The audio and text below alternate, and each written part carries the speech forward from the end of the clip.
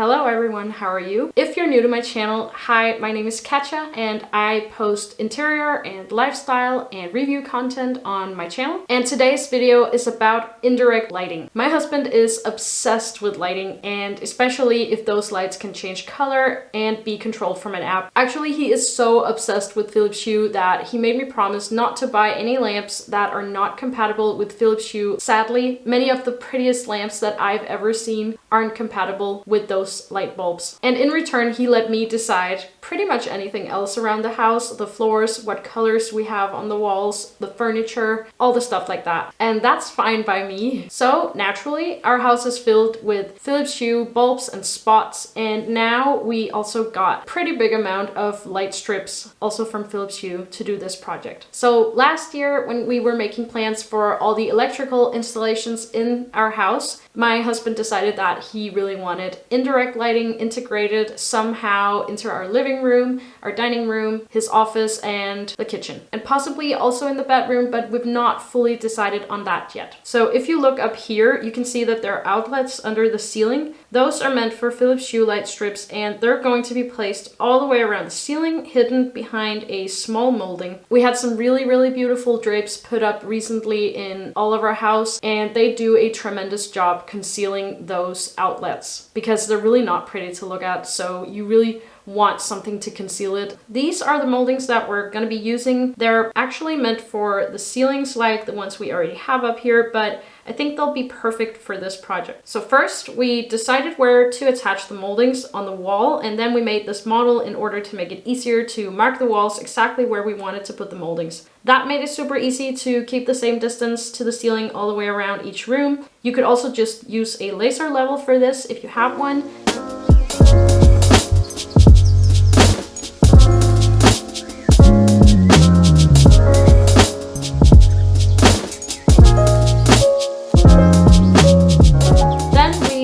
First molding in a 45-degree angle. In order to attach it to the wall, we use this very strong glue. You really want some glue that's super strong to be able to hold the molding and the light strip that goes on top of it in the end. We also thought about using screws to make sure it would be super sturdy and able to carry the weight of the light strip, but we found out this glue is actually enough. As long as the glue is like really strong, it shouldn't be a problem.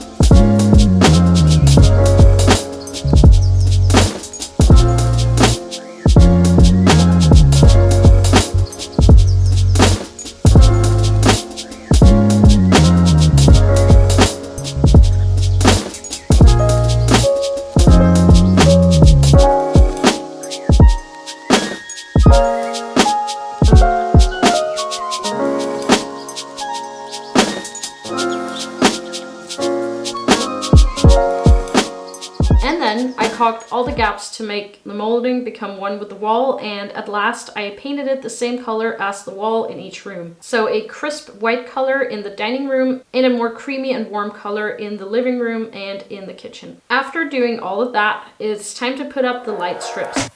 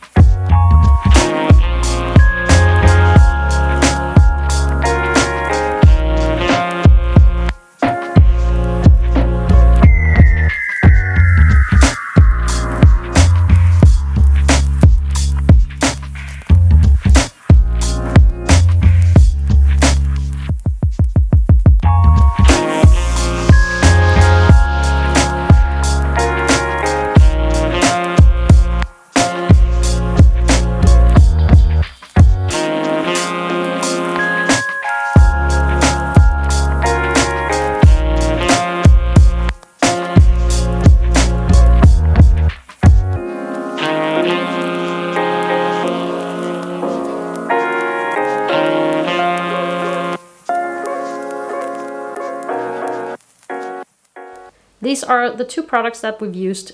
The base kit, which is extendable up to a total length of 10 meters. So this means the base kit itself is 2 meters and you attach 8 additional meters to it. And for this, you have to get the extension kit, which you see here.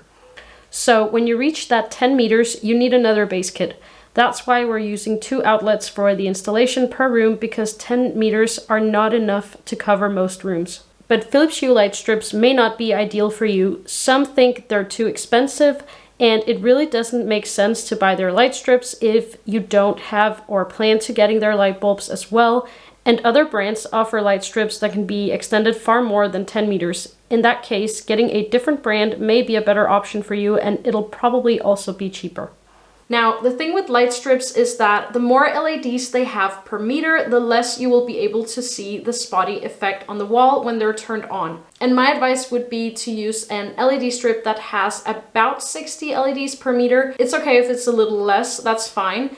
I know you can get some that has like 30 LEDs per meter and they're cheaper, but definitely don't use those because it will look so awful and you're gonna regret it and all your hard work will be wasted. So don't do that. And the one that we're using from Philips Hue actually only has 54 LEDs per meter. I would have loved it to be a little more, but 54 is okay, it's fine. But another thing that you can do to get rid of the spotty effect from the LEDs is to use a molding that's a little taller, like maybe 7 or 8 centimeters tall, or even 10, because a molding of that size will be able to effectively conceal the spots. But as I said earlier, the one that we used is only 4.5 centimeters tall. We didn't want a tall molding to go all the way around in each room. We thought that the rooms were maybe a little too small for that. So the spots are actually slightly visible, but luckily you can buy LED diffusers. We just haven't found the right one yet. We've only tried out one so far, but we plan on trying out more diffusers in the future. And we really hope to find the right one to fix the spots. So there you have it. I hope that you enjoyed the video and that I was able to inspire you. Thank you for watching. If you like this video, please make sure to give it a thumbs up, maybe leave a comment and subscribe to my channel for more interior and lifestyle content.